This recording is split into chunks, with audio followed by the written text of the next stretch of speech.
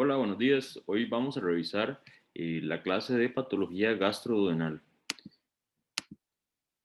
Bueno, eh, en cuanto a patología gastroduodenal, es muy importante tener en cuenta la enfermedad ácido péptica.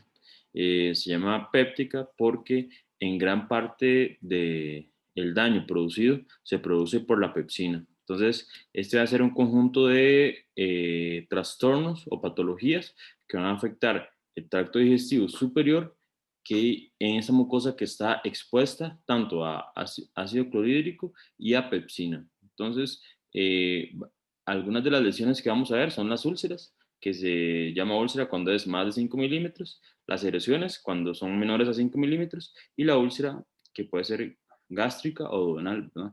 La úlcera gastroduodenal. Es muy importante recordar esto, el plexo mientérico y el plexo submucoso que va a encargar mucho de la secreción gástrica. Eh, y recordar un poco lo que sería la secreción de ácido de hidrogeniones a nivel de la célula parietal. Entonces vemos cómo participan varios receptores y varios mecanismos. Por aquí vemos la acetilcolina actuando sobre el receptor muscarínico, aumentando el calcio intracelular. Por aquí vemos la gastrina actuando sobre este receptor CCK2, aumentando el calcio intracelular, y la misma gastrina que estimula la célula enterocromafin, produciendo histamina, que va a actuar sobre el receptor H2, actuando sobre la anilato ciclasa, y de esta manera estos tres mecanismos aumentan el AMP cíclico y la secreción de hidrogeniones. Bueno, en el estómago va a producir varias barreras de defensa. ¿Cuáles son esas barreras de defensa? Bueno, lo que serían el, el flujo sanguíneo, las prostaglandinas, la capa de moco que genera el estómago, eh, también algunos gases que genera el estómago, como el ácido sulfídrico, eh, y todos una adecuada regulación entre estos mecanismos van a favorecer que se mantenga la mucosa gástrica. Hay un momento en el que se pierde este balance, por ejemplo, cuando hay Helicobacter pylori, aumento de la secreción de ácido clorhídrico, disminución de la secreción de bicarbonato, menor formación celular y menor perfusión, que van a terminar o culminar en la formación de una úlcera gástrica, inicialmente una erosión y después una úlcera gástrica, con un daño que va siendo probablemente en algunos casos crónico y ya produciendo lesiones más importantes.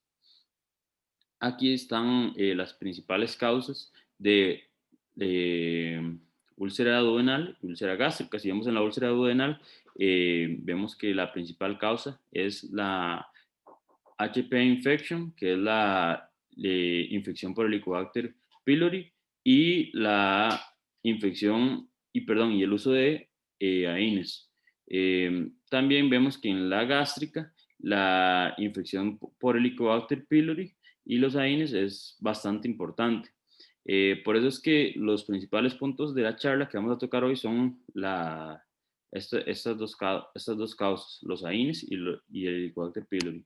Entonces, bueno, empecemos hablando sobre el Helicobacter pylori. El Helicobacter pylori se dice que es más o menos la infección bacteriana crónica más frecuente en el mundo. Más o menos 50% de la población la tiene y tiene una prevalencia de 80% en naciones en vías de desarrollo. ¿Cuáles son algunas características que tiene? Tiene una forma en espiral, tiene flagelos que le permiten desplazarse a lugares donde hay un pH gástrico más, donde pueda sobrevivir. Tienen la ureasa le ayuda a desdoblar la urea en amoníaco y CO2 y de esta manera modula el pH gástrico. Es muy importante que si vemos las lesiones por Helicobacter pylori, no las casi nunca las vamos a tener en epitelio intestinal o en otro tipo de epitelio, porque solo se va a unir al epitelio gástrico. Para que haya infección por Helicobacter pylori participan tanto factores ambientales, del huésped y de la bacteria. Eh, es una, es una infección que usualmente va a ser adquirida en la niñez, se asocia a bajo nivel socioeconómico. Usualmente cuando uno de los factores de riesgo es que tener varios hermanos en la casa, eh, tener tal vez algún grado de o menos medidas de higiene en la casa, tal vez, agua que tal vez no es potable. En cuanto a la etnia, según algunos estudios, dicen que, por ejemplo, en Estados Unidos, las personas que vienen de países eh, subdesarrollados son, por ejemplo, los latinos, son los que tienen mayor prevalencia de la población, perdón, mayor prevalencia del Helicobacter. Como les decía, países en desarrollo, ¿verdad? El agua contaminada con Helicobacter pylori, todas las condiciones que incluyen hacinamiento. Usualmente la infección se da antes de los 10 años en estos países y si vemos en Estados Unidos, la prevalencia es más baja comparado a América Central y Sudamérica. Entonces, vemos que los hispanos tienen bastante prevalencia de Helicobacter pylori, los afroamericanos también, y los pacientes caucásicos tienen menos prevalencia. ¿Cómo se transmite? Bueno, por ingestión oral de la bacteria, de persona a persona, puede ser por vómitos, saliva, heces, y en países en desarrollo se transmite mucho por el agua contaminada. Entonces, como les decía, es muy importante para que haya infección por Helicobacter pylori, tanto la colonización y los factores de virulencia y la respuesta del huésped a la infección y los procesos asociados a la infección. Entonces, ¿cuáles son los factores de virulencia y la colonización? Entonces, para que haya una adecuada colonización por el Helicobacter va a echar mano de la ureasa. Como les decía, la ureasa nos va a desdoblar la urea y de esta manera puede modificar el pH gástrico, la maquinaria molecular que va a utilizar para movilizarse. Este es un mecanismo que es totalmente necesario para que se produzca la colonización.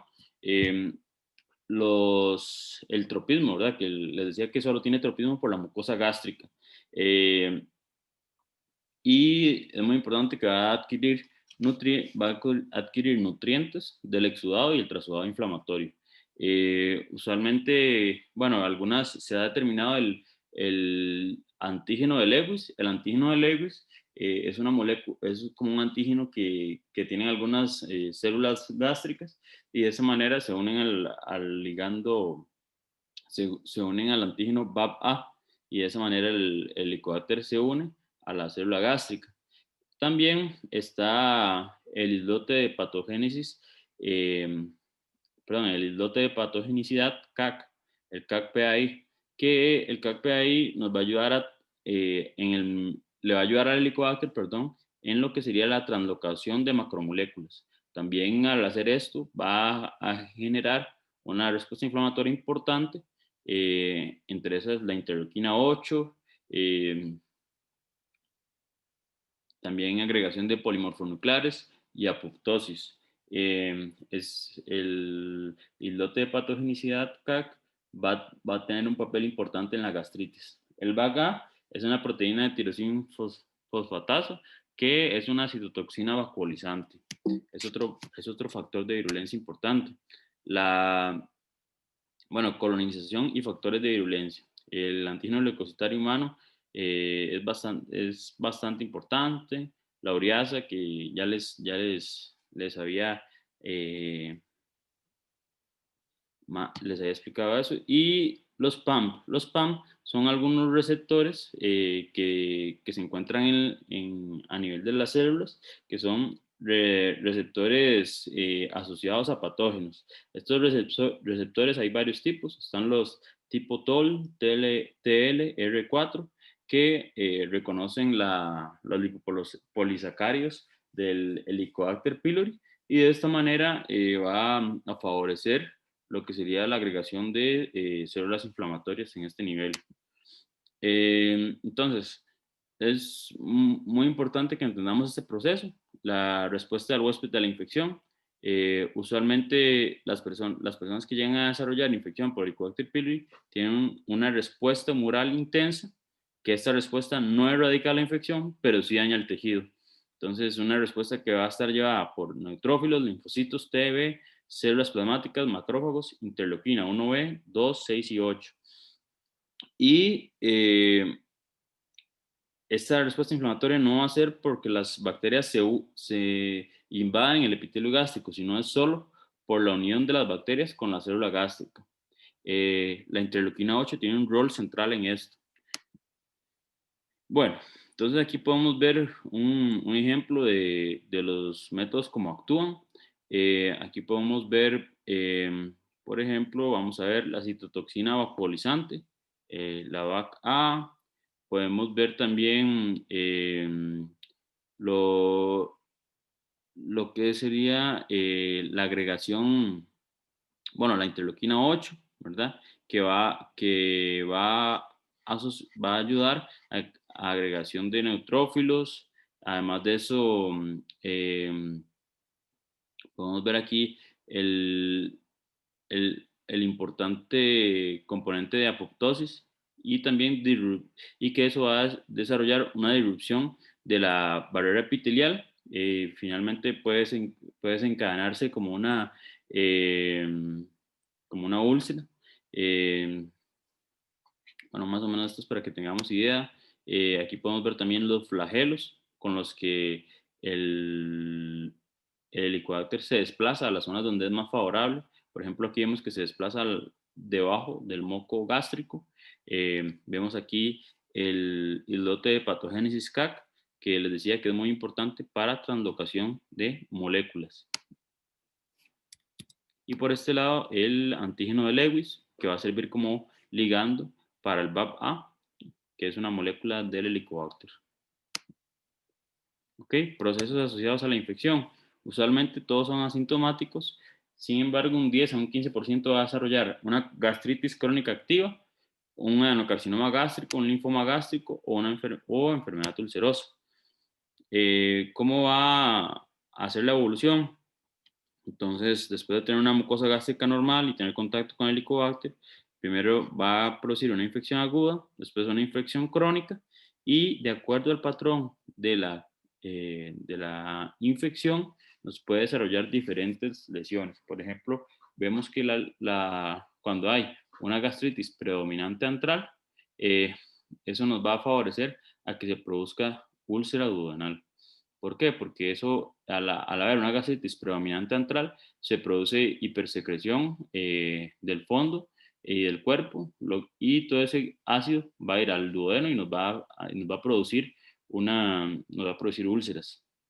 También una pangastritis no atrófica que se asocia bueno, a infección por Helicobacter, ¿verdad? También puede formarse un linfoma asociado a la mucosa y esta tal vez es la más importante, la infección que es predominantemente en cuerpo. ¿Por qué? Porque esa nos va a causar úlceras gástricas y esa nos va a causar metaplasia intestinal, displasia y cáncer.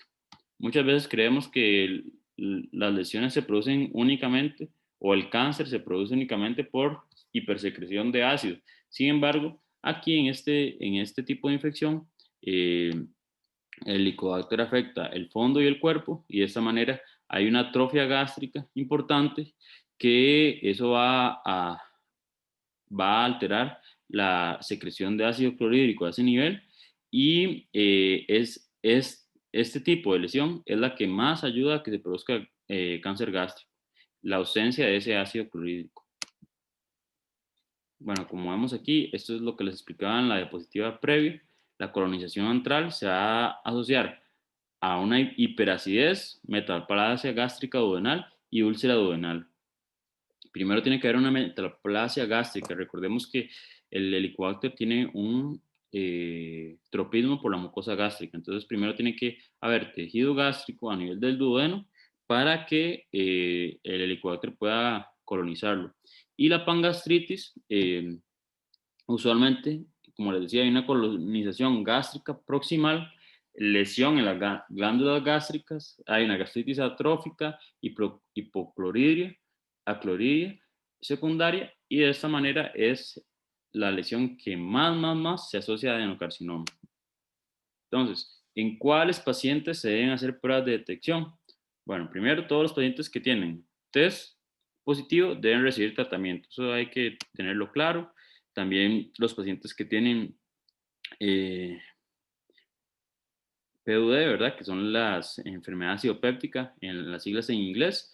Los pacientes que han tenido historia actual o previa de enfermedad idiopéptica, ¿verdad? Hay un estudio que en los pacientes que han tenido linfoma gástrico, ¿verdad? Que el linfoma gástrico asociado a la mucosa, ¿verdad?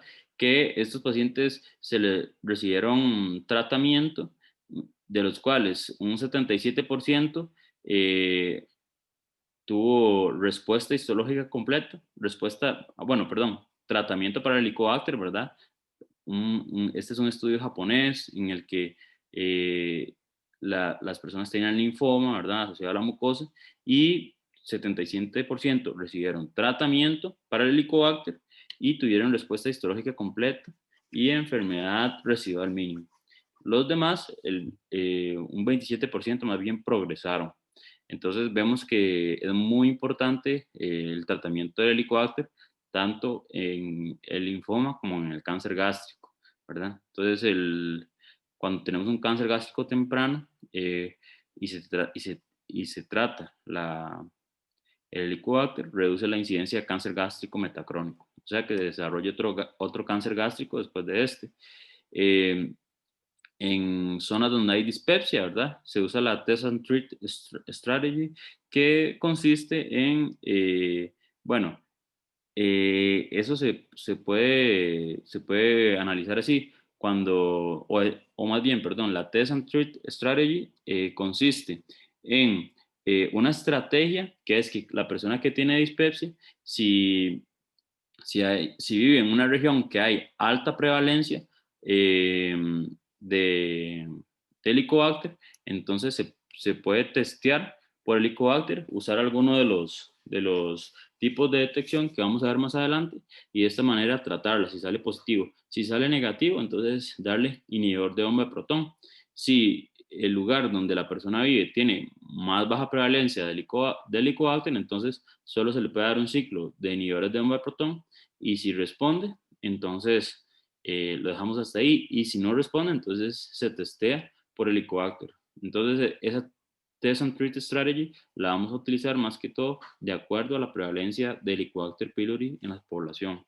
La dispepsia funcional, bueno, en la que engloba tanto el síndrome de estrés postprandial y el síndrome de dolor epigástrico, es otro de las indicaciones para testear por Helicobacter. La enfermedad por reflujo gastroesofágico solo se testea si hay evidencia de úlcera péptica. Ok, en los pacientes que usan aspirina, eh, hay evidencia débil de que se benefician de testearlos por Helicobacter, ya que es un factor de riesgo para sangrado digestivo. En los pacientes, por ejemplo, que tienen enfermedades reumáticas, que van a usar AINES crónicamente, sí se ha visto que es costo efectivo, ya que tienen alto riesgo de sangrado, porque tanto los AINES como el Helicobacter pylori podrían dañar la mucosa gástrica y desencadenar un sangrado digestivo. Y algunos pacientes que tienen anemia por deficiencia de hierro también se benefician de testearlos por Helicobacter pylori.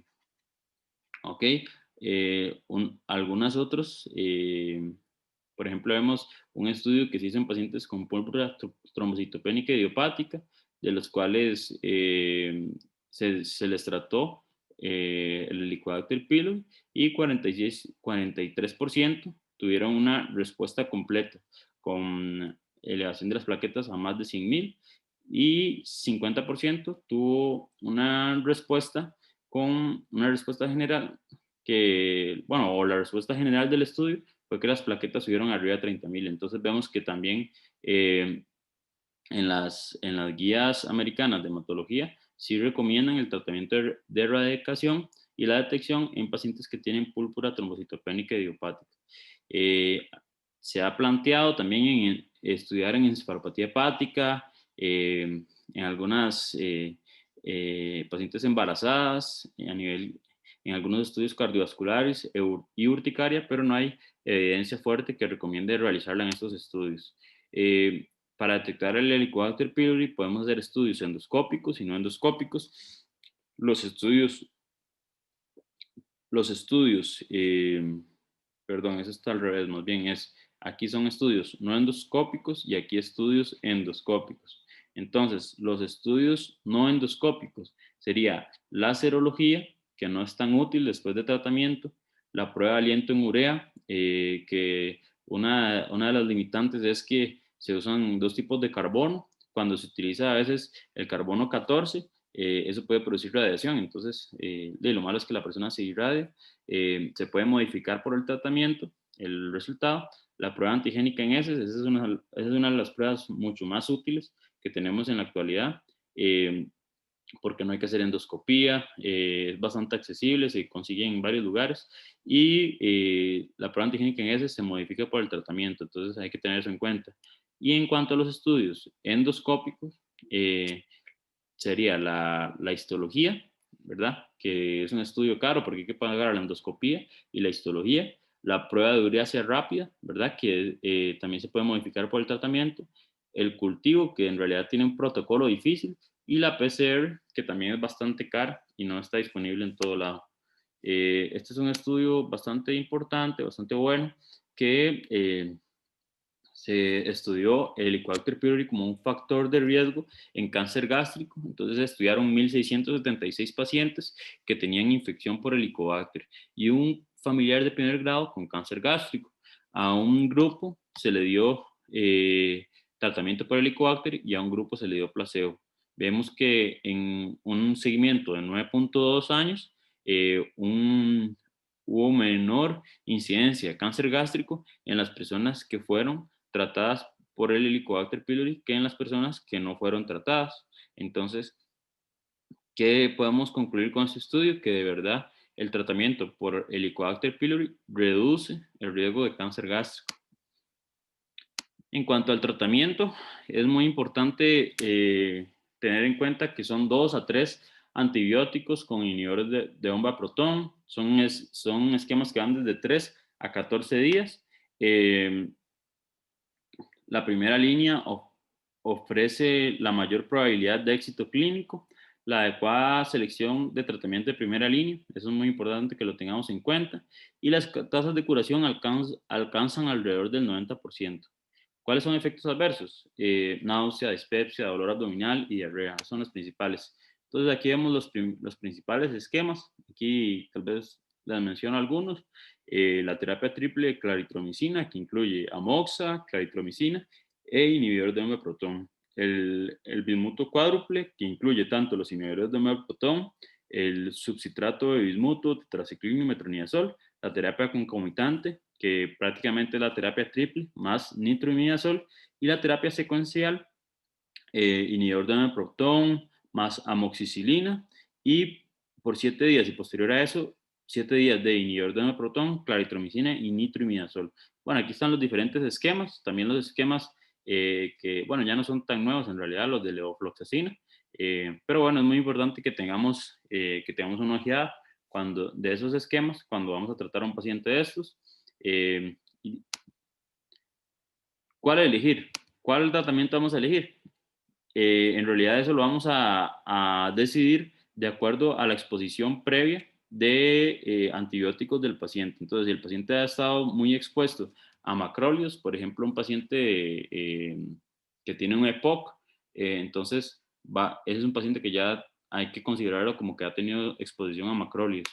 Y también la alergia a la penicilina. Entonces, vemos que si el paciente no es alérgico y no ha tenido exposición a macrólidos, es un paciente que bien podría recibir un bismuto cuádruple, una terapia concomitante y la terapia triple de claritromicina con amoxicilina. Si el paciente sí ha tenido exposición a macróleos, más que todo se van a recomendar los esquemas de levofloxacina y la bismuto cuádruple. Si el paciente tiene alergia a la penicilina, podemos usar la terapia triple de claritromicina con metronidazol o la bismuto cuádruple. Y si tenemos alergia a la penicilina y exposición a macróleos, se recomienda la bismuto cuádruple.